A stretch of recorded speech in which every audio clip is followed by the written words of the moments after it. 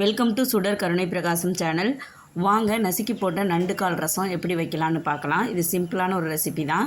நம்ம சளி பிடிச்சிருக்கு, ஜலதோஷமாக இருக்குது, மூக்கு அடைச்சிருக்கு, நெஞ்சு சளியாக இருக்குது, இதுக்கெல்லாம் ஒரே தீர்வு இந்த நண்டு கால் ரசம் தான்.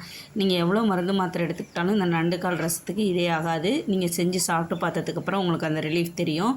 இப்போ வாங்க அது எப்படி செய்யலான்னு பார்க்கலாம். இப்போ ஒரு இடிக்கல்லில் 1 டீஸ்பூன் ஜீரகம், 1 டீஸ்பூன் மிளகு, 1 டீஸ்பூன் சோம்பு, 4 பூண்டு, 5 சின்ன வெங்காயம் போட்டு கருவேப்பிலை போட்டுக்கலாம். போட்டு இது எல்லாத்தையும் ஒன்றும் பாதியமாக நல்லா நசுக்கிக்கோங்க. வெங்காயம் ஒன்றும் பாதியமாக இருந்தால் போதும். மற்ற பொருளெல்லாம் நல்லா இடிப்படுற மாதிரி பார்த்து நல்லா இந்த மாதிரி ஓரளவுக்கு இடிச்சுக்கோங்க. கண்டிப்பாக இந்த மாதிரி நசுக்கிட்டு போடுறப்போ ரசம் ரொம்ப நல்லாயிருக்கும். இதை மிஸ் பண்ணாமல் சேருங்க இந்த ஸ்டெப்பை. வாங்க அது எப்படி செய்யலான்னு இப்போ பார்க்கலாம். இப்போ கடாயில் எண்ணெய் ஊற்றிக்கலாம். கடலெண்ணெய் ஒரு 2 டேபிள் ஸ்பூன் போல் ஊற்றிருக்கேன். சோம்பு 1 டீஸ்பூன் போட்டு தாளிச்சிக்கலாம். சின்ன வெங்காயம் ஒரு கைப்பிடி அளவுக்கு பொடியான கட் பண்ணி அதையும் சேர்த்துக்கலாம். அதையும் நல்லா வதக்கி விட்டுக்கோங்க. கருவேப்பிலை சேர்த்துக்கோங்க. கருவேப்பிலை போட்டு நல்லா வதக்கி விட்டுக்கோங்க. கருவேப்பிலை வதங்கினதுக்கப்புறமா ஒரு 2 தக்காளியை சின்னதாக நறுக்கி போட்டுக்கோங்க. சின்னதாக நறுக்கிட்டு அதையும் போட்டு நல்லா வதக்கிக்கோங்க.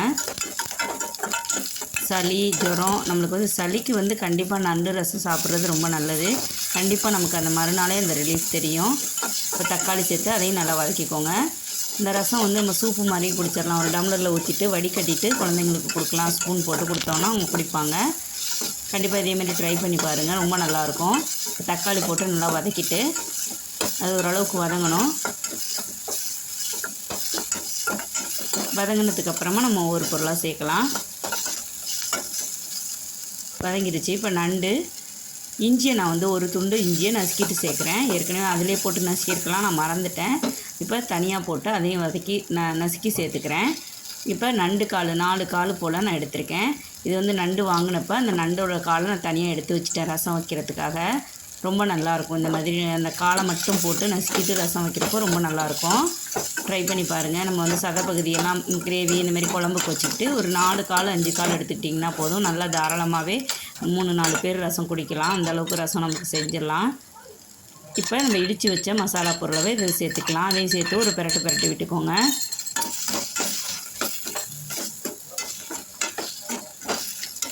எல்லாமே நம்ம அந்த ரசத்தில் இடிச்சிட்டு தான் செய்ய போகிறோம். இப்போ மஞ்சத்தூள் ஒரு 1/2 டீஸ்பூன் சேர்த்துக்கிறேன். புளி ஒரு எலுமிச்சம்பழம் அளவுக்கு புளியை ஊற வச்சுட்டு அதையும் சேர்த்துக்கோங்க, கரைச்சிக்கோங்க. இப்போ தண்ணி தேவையான அளவு சேர்த்து நல்லா கொதிக்க விட்டுக்கோங்க. நல்லா இந்த மாதிரி தண்ணி உங்களுக்கு எவ்வளோ தேவையோ ரசம் அந்தளவுக்கு நீங்கள் ரசத்தை கொதிக்க வச்சுக்கணும். தண்ணி ஊற்றி கொஞ்சமாக கொத்தமல்லி தழை தூவிக்கிறேன். தண்ணி 1 டம்ளர்லேருந்து 1 டம்ளர் ஊற்றிக்கிறேன். ஊற்றிட்டு நல்லா கொதிக்க வைங்க. அந்த நண்டு நல்லா வெந்து அதில் உள்ள சதையெல்லாம் அந்த தண்ணியில் இறங்கணும். அந்த ஸ்மெல்லு, அந்த சாரெல்லாம் அந்த தண்ணியில் இறங்கணும். அந்த அளவுக்கு நல்லா கொதிக்க வைக்கணும். உப்பு போட்டுக்கோங்க. ஒரே ஒரு பச்சை மிளகா சேர்த்துருக்கேன். இதில் மிளகாத்தூள், மல்லித்தூள் எதுவுமே நான் சேர்க்கலை. மிளகு, பச்சை மிளகாய், அவ்வளோதான் காரம். வேறு ஒன்றும் ரொம்பலாம் காரம் இருக்காது. உங்களுக்கு தேவைன்னா நீங்கள் கொஞ்சம் தனி மிளகாத்தூள் சேர்த்துக்கலாம். இல்லை நான் சூப்பு மாதிரி குடிச்சிட்றேன், எனக்கு இதே போதும் அப்படின்னா நீங்கள் இந்த மிளகுத்தூள் அந்த காரத்துலேயே வச்சுக்கலாம். நல்லா இந்த மாதிரி கொதிக்க விடுங்க. உங்களுக்கு தேங்காய் பால் தேவைன்னா ஒரு 1/2 டம்ளர் தேங்காய் பால் விட்டுக்கலாம். நான் விடலை, இன்றைக்கி சளி இருக்குது, அதனால் ராவாக இந்த மாதிரி வச்சு குடிக்கணுன்ட்டு இந்த மாதிரி வச்சுருக்கேன். நல்லா கொதிக்க விட்டுருங்க. ரசத்தை கொதிக்க விட்டு இறக்கிட்டோம். இப்போ அவ்வளோதான், நண்டுக்கால் ரசம் ரெடி ஆயிடுச்சு.